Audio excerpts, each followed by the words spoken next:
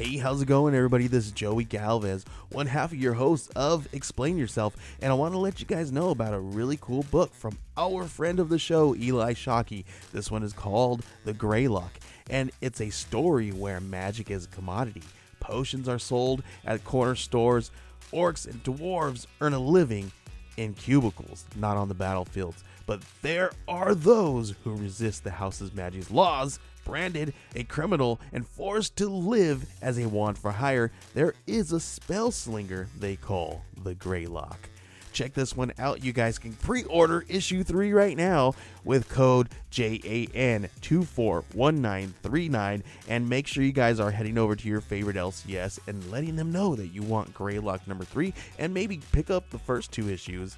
You could do that at the Scout web store. So make sure you guys are grabbing the Greylock number 3, JAN241939 at previewsworld.com.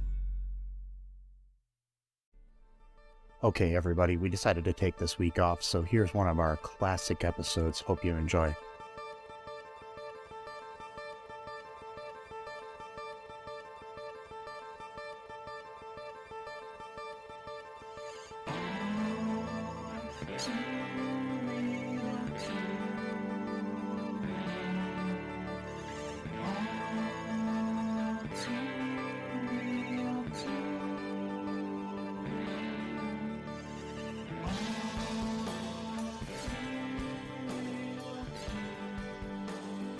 Okay, everybody, welcome to the latest episode of ALL2REELTOO. My name is Michael E. Cullen II, and with me, as always, is... I'm afraid to reveal that information. I'm trying to be street smart, so I'm going to go with the fake name. Okay. Named Sesame and Carpula. Okay. So, Sesame. Yeah. Where do you live? No, I'm not gonna do that either. I took a class with a bunch of kids. Just weird because I'm like in my 30s, but like, anyways, like they said like, hey, don't talk to strangers. Don't tell them where you live. Don't give them your phone number. You know what you should do? You should stop, think. What's that? You know what you should do? You should stop, think, and listen to your heart. Yeah, that's a really good piece of advice. And don't be scared. In no way. And be street smart. Yeah, in no way is that phrase going to be played for laughs during an extremely serious video that is meant to teach children to not be kidnapped. No way will it be used never as a comedic effect. No, totally serious, because it's a very serious issue, and that's how it's going to be treated as such. Yes, it is. I remember when I was a kid, and like on a regular daily basis, I was almost abducted every day. It sucks, man. I mean, growing up in the 80s and 90s and stuff, people were just abducted every day. I mean, there was really not much to do, so like the kids were just walking around, not doing anything. The adults were all, we were told they were all addicted to like crack or any other form of drug, so of course they were just like chomping at the bit to kidnap someone. I mean, it was a crazy time, really. Everywhere I went, I mean, I got kidnapped about 4 times a week. About 4? Yeah. A week? Damn. Yeah. That's crazy. That's like 100 and like 120 times a year, something like that. Yeah. And I mean, it's like I couldn't help it. I mean, there was this guy in this white van that come by and offered me candy. See, that's the thing. Not supposed to, don't listen to the candy guy. He doesn't. He's lying. Yeah. Or she. It's usually a guy, but or she. They're even if they have candy, don't matter. They can have a whole truck full of candy. Doesn't matter.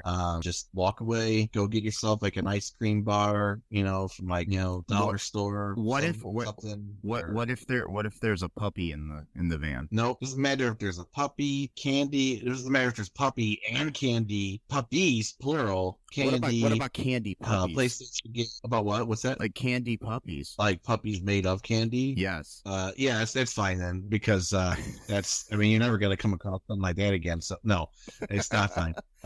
Okay, so in all we're joking. Yes. Yes. What are we talking about today? Well, today we are talking about quite possibly the greatest short film of all time. It's just an absolute genius wrote and direct this film. I'm surprised that's not played in every single movie theater in the world, if I'm being quite honest. it's called Street Smarts. It's called Get Street Smart. Yeah, I think that's what it's called. It's called It's called Get Street Get Smart. Street Smart, a kid's guide to stranger dangers. That's the whole title. That's a long title of movie. Yeah. And it's based around, okay, so we have a sort of in-universe character here that we need to explain because the context is really important. They're doing a lot of world building with this one. So in universe, there's not only is there an alien exchange student, but it's, quote, your favorite alien exchange student, which implies that there's other alien exchange students in the country, presumably, if not, unless the other parts of the world, but at least in this country. And he's just one of them, but he's the favorite of the alien exchange students who have been sent from various planets and galaxies to the planet Earth with the sole purpose is to teach the Earthling children street smarts, how to gauge whether or not strangers have bad intentions towards you. They're basically act as ambassadors of their planets, because apparently they figured everything out on their planet, so they're just being so kind to send their children to our planet to teach our kids. Well, of course, I would have been one of those kids at that time. Street smarts. So remember, this is very important. He's one of many alien exchange students, but he's the favorite. And his sole reason for living on Earth at this particular time in history is to teach other children how to deal with strangers if they feel that they're in an unsafe position. So that's the context. Just laying it out there. Okay. And So, having him be the what do you got to person, say? him being the ambassador about street smarts is like, I don't know, having Tucker Carlson be the ambassador of liberalism. That's a good one. Yes. Yes, because his name is Capricorn, by the way. Yeah. And Corny. we're just gonna tell you, he does a terrible job. Yes, because he really doesn't understand street smarts, but that is his purpose. And okay, so the other thing I've learned from this movie, okay, so you remember the TV show Elf? Yeah. Yeah, so Yeah. they hid Elf that whole time. But this movie's taught me that Elf could have just hung out with kids and stuff. Oh, that's what I forgot about that they hid him from the society. Yeah, but in this movie, Yeah, I did talk about in this movie, Corny's just a regular kid Well, hanging out with everybody. I mean, well, it's because he was kind of teaching street smarts. I mean, he was. By the way, can I read the scroll that they did? Yes. Okay, can I read that really quick? Yes, go All ahead. right, so they tried to make this into like a Star Wars thing because they were trying to be cool. Because like, oh, kids like Star Wars, right? So we're gonna make fun of Star Wars by doing it. So it says it looks exactly like the scroll for Star Wars. It says, once upon a time in a land very close by. Then it says, get street smart, a kid's guide to stranger dangers. Blah blah blah. Okay, come on, get to the thing. Come on, get to it. There it is. Episode 1, a safe new world. It's not very safe at the Corny stuff. Capricorn, known to his friends as Corny, is an alien exchange student from the planet Zarkon, chosen to boldly go where no Zarkonian has gone before. Corny and his family travel across the galaxies to a planet called Earth. Pursued by strangers and evil kidnappers, Corny's mission is to learn what it means to be street smart and teach all the kids in the universe how to make their planet a safer place. His time has come. May the cosmos be with them. Okay, so they're talking like this is some prophecy deal going on. So apparently the Zarkonians have a prophecy that one of their own, a child, is going to go to another planet and teach that planet's children how to be safe when it comes to dealing with adults who they don't know, strangers. As another word, to use. And so Corny, or Capricorn as his official title is a failed prophecy. It just proves the fact that their entire religion is wrong. Their God is probably not real. And, Corny's mission is probably gonna cause this entire planet to go into a full-blown civil war, because half of the people are gonna want to believe in the God that they believed in all these generations, and the other half's gonna be like, well, Corny fucked this up, so I don't know what to believe anymore. So thanks, Corny. You just probably cost millions of Zarkonians' lives. He's as much of a prophecy fulfillment as Anakin Skywalker. Yeah, which means that he's not. But did I say the words? You're not allowed to say it, right? Well, say in a way, it's very similar. You see, Anakin brought balance to the Force by being evil and helping people see the good in themselves, whereas Corny taught us street smarts by being stupid and not understanding them. Exactly. See, so I guess you're right. He did fulfill the prophecy just in a way that we wouldn't expect. And by the way, I think this movie, I watched it twice, and I've watched like 3 breakdowns of it from other people. I still can't get over some of the scenes. Like they really had like some like outdated stereotypes of like ADHD. Because at one point he's like sitting on his desk, like really, like, and he's like his ears like act as like antennas, or no, he actually has like actual antennas on his head, and that allows him like to listen to the radio, I guess, whenever he feels like it. It's like a remote control that can turn off the radio, I think. I don't understand it. And sometimes music plays through it. But so the basic premise of this show or film or whatever the fuck it is that they were showing kids in schools, by the way. Fever dream. Yes. This fever dream that they showed in educational institutions. Yeah, they were showing this.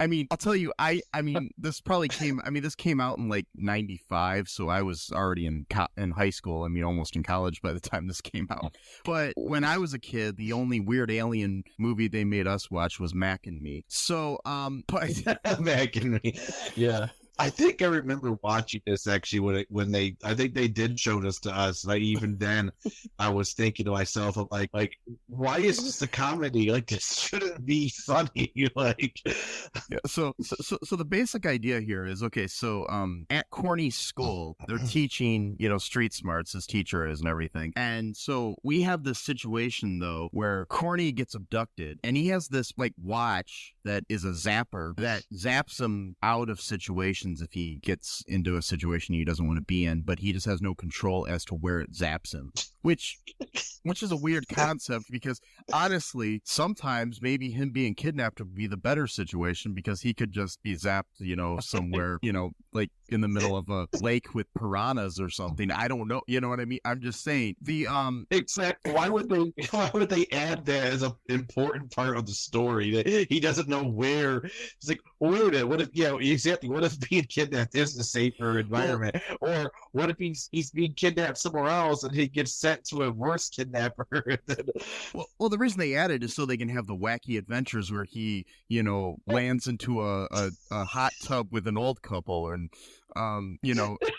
in between another couple that are trying to kiss and shit like that. That little shrug he does is like the funniest thing I've ever seen. Yeah. He's like oops, like, and it's like you could almost see like the actor himself is like not taking the role seriously. He's like, yeah, they pay me like $20 and like a pump of cocaine for this, like, Speaking of the actor, it's Richard Stephen Horvitz, who is probably best known as the voice of Invader Zim. Wow. So among other things, which speaking of another alien that he played, but he also he's also played he was in Power Rangers as that little robot guy that what the fuck is the robot's name? Anyways, he was the voice of that as well. And he's done like a lot of voice work since then. He's had a pretty prolific career, honestly, and a lot of voice work and other stuff. He was on Angry Beavers, The Grim Adventures of Billy and Mandy.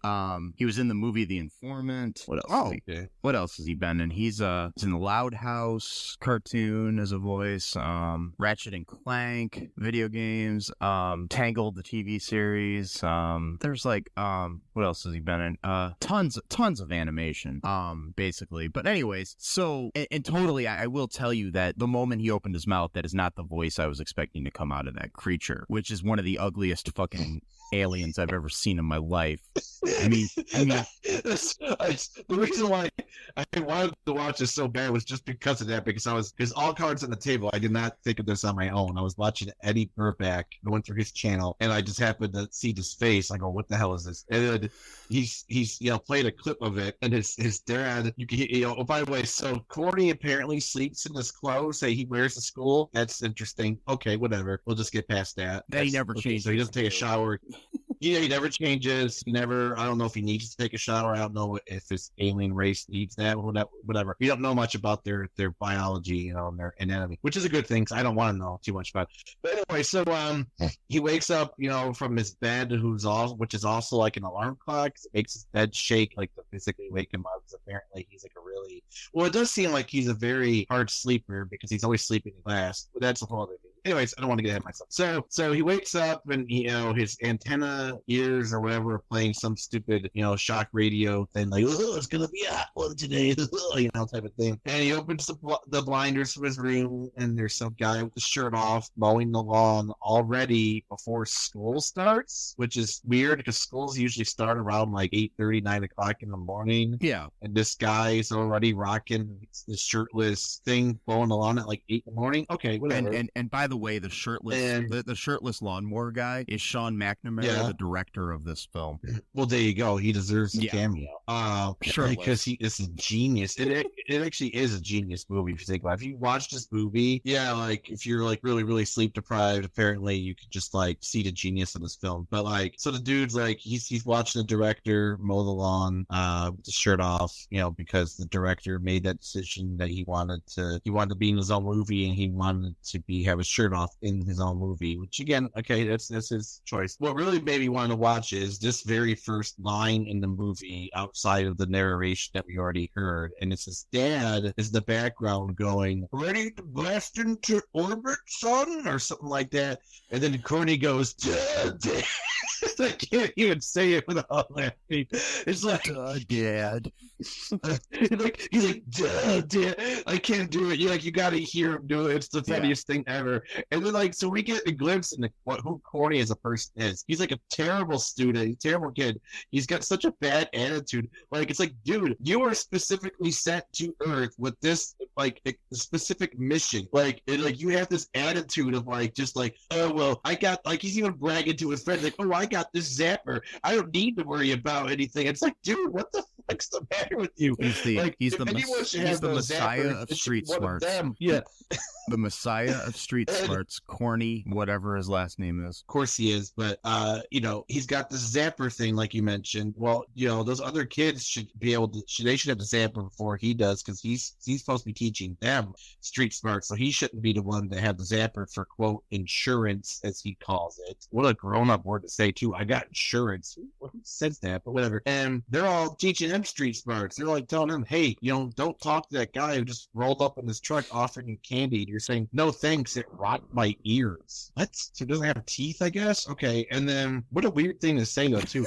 Plus two, you're saying no, but then you're walking up to the guy as you're saying no to the offer. It's a very confusing thing. Hey kid, you want some candy? And you walk up to him and go, no thanks. Well, wait, why don't you just walk away? Why are you walking towards them? But okay, so they're like, Corny, come on, dude. Okay, so I have a theory. My mind's racing right now. So Eddie Bruback, he very astute thinker, and he's like, there's a predator every 30 seconds in this neighborhood, and that's a great observation. But I think I found one that he didn't mention. I'm very proud of, because I'm not someone that just wants to watch someone else's things and copy everything that they've said. But I grant him that. That's not my original observation. But I think I found one that he didn't. And that we'll find out later on, because this whole Groundhog Day situation happens where every time he gets kidnapped and he does the little zapper thing, and he either finds himself after he finds himself in a weird elder three-way hot tub situation or whatever, he ends up erasing that from his memory, or tries to, and then he goes back to his bed, and then this goes on several times. He gets kidnapped 18 different times, and then they play this weird montage where it's a montage of all the times he's gotten kidnapped that we've already seen, and a few extras just to throw into the bargain bin, and it's playing this really weird happy song stop it, listen to your heart, and they're all he's every time he zaps he goes what? this weird like kind of sound, and he's like spinning in like some weird like some weird color, weird like Doctor Who sort of way or something, you know? It's just so fucking weird. So my observation was like, we're kind of skipping ahead here. We could go all over the place because time doesn't matter anymore. No. But not in this universe. Now when you have a zapper. So after the whole Groundhog, no, when you have a zapper watch, it's like the time is just like it's a timelessness time. Whatever, I can't think of the word, but like my observation that I just came up with like an hour ago was, wait a minute. So he's living the same day over and over again, but he's still retaining all the information that he had the previous day, but none of his friends do, and his parents don't. His teacher, mind you, his teacher always this is another Eddie Burback observation. His teachers always teaching a different version of the lesson though every day, which seems to kind of fly in the face of Groundhog Day, because the whole point is that the same thing happens every day on Groundhog Day. But so they did a little twist on that. But like, okay, fine, that's fine, whatever. But I noticed there's several different predators in this movie, but there's a main one that always pops up, and he always like seems to know like what Corny's up to, what his name is, where he lives, etc. Okay, well, hold on a sec, because I thought this. Go, wait a minute. Corny is the only one, presumably, who's reliving the same day over and over again. So anything he says or does on that particular day, only he has memory of. Everyone else is supposed to forget. But this guy seems to remember all the things that Corny has said on the previous Monday. So my theory is Zirconians put him in to test Corny. They're like, Corny's gonna fuck up, and because we gave him the zapper because we know he's not gonna do shit. He never pays attention to school in any of our classes, so he's not gonna pay attention to some Earth school. So we're gonna send like a predator from our country or our planet, or make him seem as such. We're gonna follow him around, and because like one of the days is that he had a jacket that said Corny on it, and one of the lessons was that you weren't supposed to wear clothing that had like your name on it or any other kind of thing. So that was just one day. He wasn't wearing that jacket though any of the other days, but yet the guy still called him Corny. So that's interesting. So how do you know? So okay. My thing is so then in this situation where Corny is the messiah of street smarts, this guy is Satan, and so he's the Satan of street run. So this is like the last temptation of Corny. Yes. Yeah, because he's tempted all the time. This is the guy that's always tempting him the most. Like, because he's always offering him like ice cream, candy, and one of the montage scenes, he just gives him some money. Like, yeah, go. He's like at a payphone. He's like chewing gum, like acting all cool. And so like, hey man, hey Corny, go get yourself something to eat. And he's like, oh thanks, and he's like chewing his gum, like yeah. Then like Corny walks in, buys like some ice cream or whatever. The guy takes his bike and moves it right next to the RV that just happens to be sitting in the parking lot, and then Corny's like, oh shit, my bike's there. Then they go grab him, then he zaps and says, whatever. So this guy remembers all the time that he's kidnapped Corny, or all the information. So it's like Corny's like a Nexus being, if we're gonna get into like the Marvel Cinematic Universe kind of theory here. This guy is also a Nexus being. So whatever happens in any timeline, they both remember, but they don't. But Corny doesn't know that he remembers. So he's the one at a disadvantage here, because Corny thinks he's the only one that remembers the Groundhog Day situation, whereas the other guy also knows the Groundhog Day situation, but he's using that to actually take advantage of the situation because he is the adult in this, and unfortunately he's a bad adult because he's using it for nefarious intentions, whereas Corny is using it to just make the same mistakes over and over and over and over again. I mean, like, there's one scene. Okay, so Eddie Burback, I'm sorry, I'm like all hyped up right now. So Eddie Burback made another astute observation where he's walking alone. Again, he's supposed to walk with his friends, and he's going through like the lesson plan that she said, like, and it's got all this like reverb and echo behind your voice, you know, like, don't go on alleyways or construction sites or whatever. I don't think that's him thinking that, because he wasn't paying attention in class. Because right before that happened, that's what I'm talking about, the genius of this film. You need to really read it. You need to really look into the small details of the director put into it. He put in clearly a lot of work. That's the reason why he wasn't wearing a shirt when he was mowing the lawn, because he had to put all of himself into the movie and just couldn't have it. He just couldn't have a shirt anymore. It just couldn't work. So he had those antenna things, and then he was listening to the antenna things right before class ended, like rocking out to some generic dumb rock song or whatever. And she's like, Corny, pay attention or whatever, and like straightens out the antennas. And then he leaves class like acting all like he's tough, like, all right, let's go walk home from school, Corny. He's like, I'll just catch up with you later. You're not the boss of me.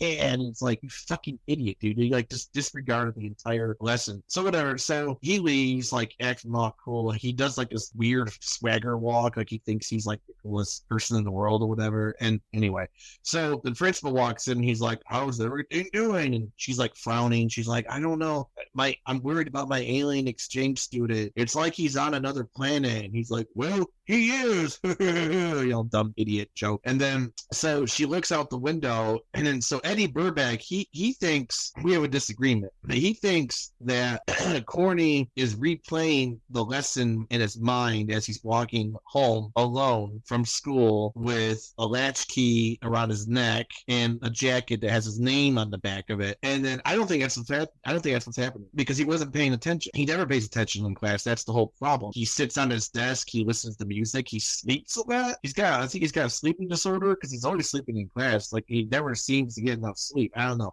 Maybe the antennas play music at night and he never like gets enough sleep. He gets woken up by like a shitty rock song at like 2 a.m. and he can't go back to bed. I don't know. We'll have to figure that out like part 2 or what. But he so she looks right out the window, and then that's when you start hearing the reverb and the echo of her repeating all of the key points of her lesson plan. I think that was her projecting that into Corny's antennas, trying to protect him at that very instant. Like, cause she does, like, oh, he's got antennas, he can pick shit up. Of course, he ignores everything that he hears because he's a fucking moron. So he's like, oh, don't walk in construction sites. Oh, he happens to be at like an abandoned warehouse construction site. Don't walk in alleyways. He goes, oh, a shortcut, because he needs to get home. So, and what kind of weird shortcut would he need to get to his house, to walk through like an abandoned warehouse district? Like, where the fuck does he live? Like, it seemed like he lived in a pretty good neighborhood. I'm not sure why he would need to walk through that. And he's like doing his weird, like, I don't know what kind of walk he's doing. There's a truck driving, mind you, this is mid-90s, right? Cars weren't very quiet back then. And you think you presumably would hear a truck, especially a truck that looked like it was from like the 1960s. Pretty sure it'd be making a lot of noise, but not for good old Corny here. He's just sitting there doing his little strut. And then this woman with a pamphlet of a picture of a dog on it walks by, and she's like, oh, my puppy got lost, which just happens to be on the picture of this polished pamphlet that you would just have a picture of your dog at. Like, you wouldn't have a regular photograph, you'd have him on a pamphlet. And he's like, Corny's like, it's like, what would you do? Like, it always freezes. Says, what would you do? And you see this guy already standing behind Corny has said that.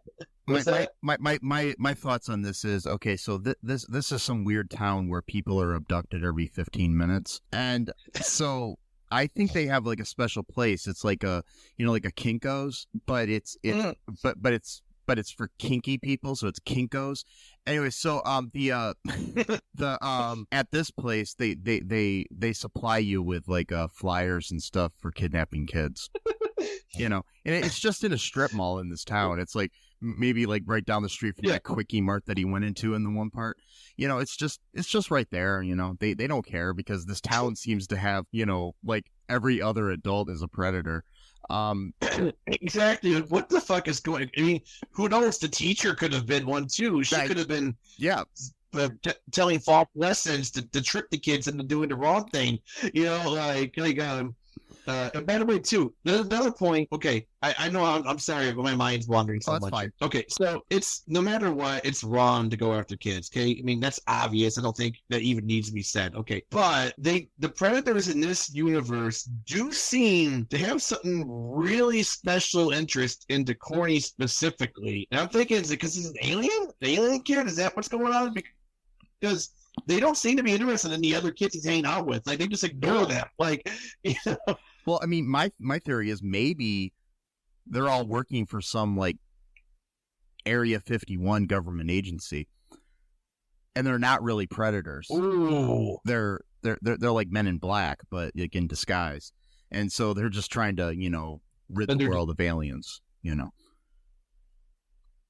Oh, I think I kind of like that theory, actually. They're just keeping tracks on Corny to make sure he's not going to, like, zap the world into some weird, wormhole or some shit like that. Yeah. And I mean, so basically, damn it. This fever dream of an educational film, educational film. Yes. I'll repeat that again. Educational film.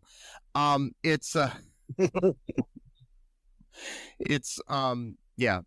Sadly, probably not the weirdest educational film I've ever seen, but still, the situation here, ends where one day he leaves his zapper watch at home and goes to school and then freaks out when he realizes he doesn't have it. And he's like, I don't have my zapper. I'm going to get killed on the way home and blah, blah, blah. And he's like, the teacher's like comforting him in class and everything. And he's like all like freaking out, like everything's different now because he doesn't have his, insurance policy. And,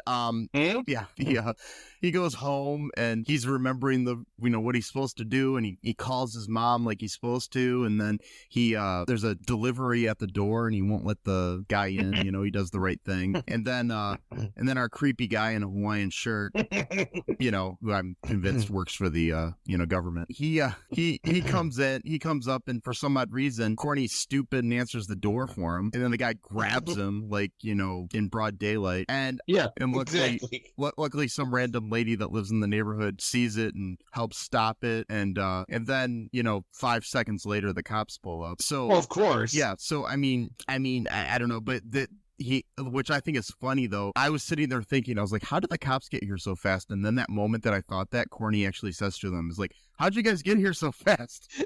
They explained it. Yeah, Corny literally fails every test in this movie, but then declares himself the victor because a woman and the cop happen to show up just as he's being kidnapped. He's like, yes, I'm street smart. It's like, no, you're not. You fucking moron. You literally just opened the door for him 2 seconds ago, and then he just flailed about as he was trying to carry you away.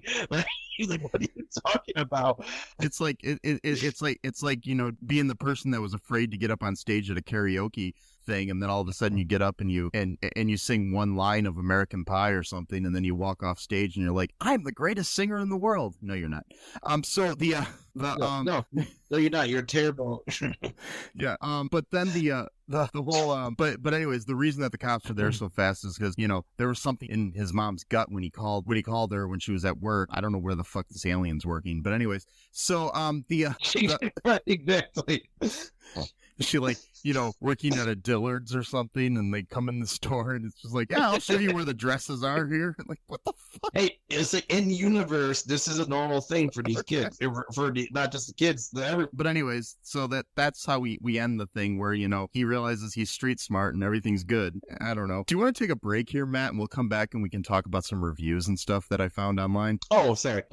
Yeah. So there's one more thing about him knocking home from school that day. So the day he gets kidnapped for real without a zapper is like, he's freaking out in class because he doesn't have a zapper, and like the teacher's like hugging him, because she's like really concerned. It was a really touching moment. Like, oh my gosh, she's really concerned about Corny. Like, someone's gonna kill me. I'm gonna get taken away. He's like, oh, I don't feel so good. I feel sick, and he faints. And then they just let him walk home alone. Like, no parent picks up. Like, what kind of school is this? Like, when I was a kid, if I was sick, they wouldn't just send me home to walk by myself, paranoid, and all jittery. Like, they'd send you to the nurse first, at least. I mean, it's like that whole there. The school failed him right there. Yeah, they would have been on them if he got kidnapped because they just went ahead and sent him home. Yeah. So that was my only last point about this. These are some reviews I found. There was none on the Internet Movie Database, so I had to find some elsewhere. And I found this website called Letterboxd.com where I found these reviews. This first one is a 2-star review from Tylet Lantern. He said, I heard that this had a Groundhog Day premise, so I decided to give it a watch. It's almost like a shot-for-shot remake, except for the main character is an alien and people keep trying to molest him every day. So the next one is a half a star from Visala826. I imagine this is what being schizophrenic with horrible delusions and hallucinations is like. Whoa. There's another half star from a guy named Jay. It says, wow, it's free on YouTube, so watch it. Get street smart. That's all. Okay, so this other one has no stars whatsoever from Michelle. She says, the alien brought to Earth to teach kids about stranger danger has a magic fingers bed and no one is asking questions. Here's a 3-star review from Parker. I would have tried to kidnap Corny myself, to be honest. Whoa. Yeah, it's kind of creepy. Half a star from Geo says, this is the most crime-infested neighborhood on the planet. So those are the only reviews I could find for this online. I did do a little bit of research, and there are some other Corny adventures that we may have to find online and watch. So wait, because they said there's several other films of Corny. There's one that I found online, and I can't remember what the topic of it is, but I do know that Dick Van Patten and Vicki Lawrence are in it, so it's actually got some like star power in it. Also, it's got the youngest kid from Home Improvement. What? Yeah, definitely. We'll have to find that. Maybe that'll be the next thing we cover. We'll see. Any other thoughts here, Matt, before we wrap things up?